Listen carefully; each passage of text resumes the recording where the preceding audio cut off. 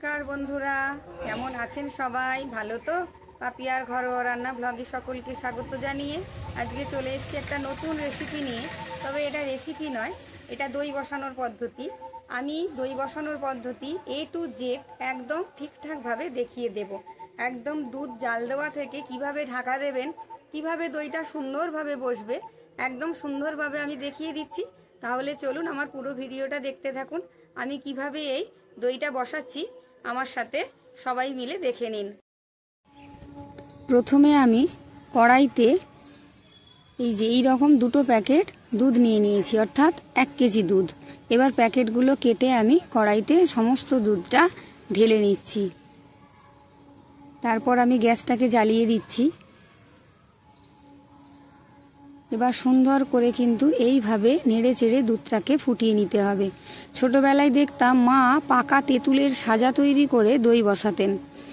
এখন তো আমরা টক দইয়ের সাজা দিয়েই দই বসাই। আপনারা ঠিক এইভাবে এই পদ্ধতিতে কিন্তু দইটা বসিয়ে নেবেন। ভীষণ তাড়াতাড়ি আর খুব সহজ উপায়ে দইটা বসে যাবে। ঢাকা দেওয়ার পদ্ধতিটা অনেকে দেখায় না, আমি কিন্তু আজকে কিভাবে ঢাকা দিতে হবে সেই পদ্ধতিটাও দেখিয়ে দেব। আর ভালো লাগলে অবশ্যই লাইক করবেন, কমেন্ট করে জানাবেন। আর চ্যানেলটি সাবস্ক্রাইব করতে কিন্তু একদম ভুলবেন না। আর ভুলবেন না পাশে থাকা বেল আইকনটি প্রেস করতে।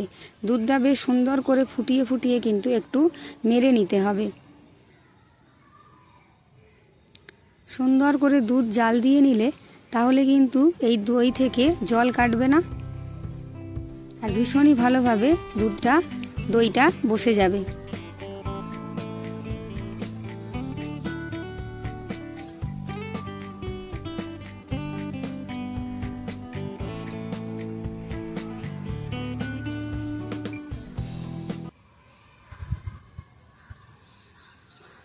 ঘরে পাতা দই কিন্তু ভীষণই উপকার। এবার ভালো করে আমি দুধটাকে ফুটিয়ে নিয়েছি। দেখুন দুধটা অনেকটা মরে গেছে, মানে কমে গেছে। এবার এটাকে আমি ঠান্ডা করে নিচ্ছি ভালো করে নেড়ে চেড়ে। আর এখানে আমি একটু দইয়ের সাজা নিয়ে নিয়েছি। এই দইটা কিন্তু আমি বাড়িতেই পেতে রেখেছিলাম। আর একটু জল আছে, এই জলটা আমি ঝরিয়ে নিচ্ছি।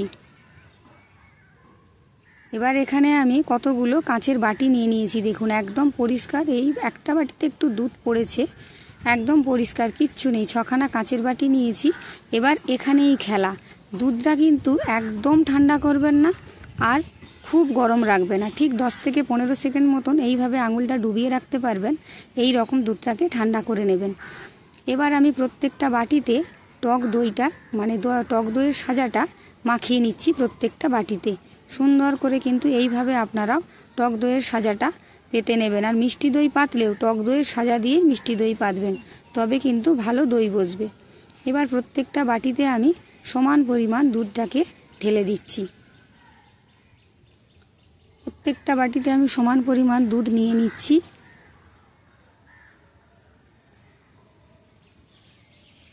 এইভাবে আপনারাও বাড়িতে টক দই পেতে নিতে পারেন। ভীষণই ভালো হবে, খুব তাড়াতাড়ি দই বসে যাবে। আর খেতে তো খুবই ভালো হবে, টক হবে না।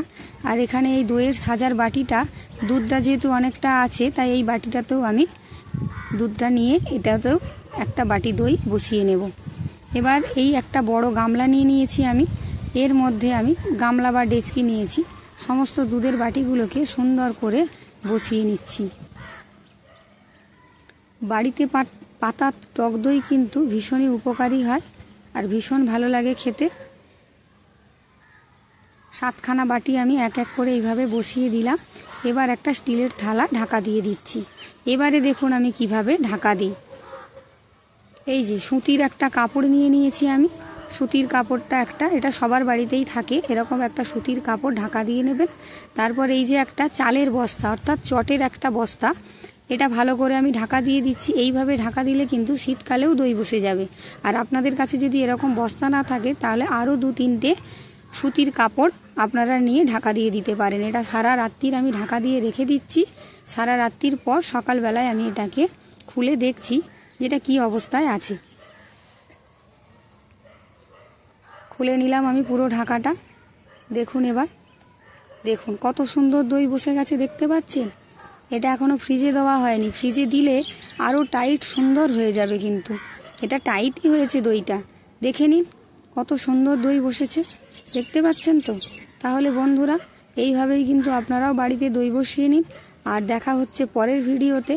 আর এখানে এই যে চিনি দিয়েছিলাম, দেখুন জল কাটেনি, কি সুন্দর দই বসে গেছে।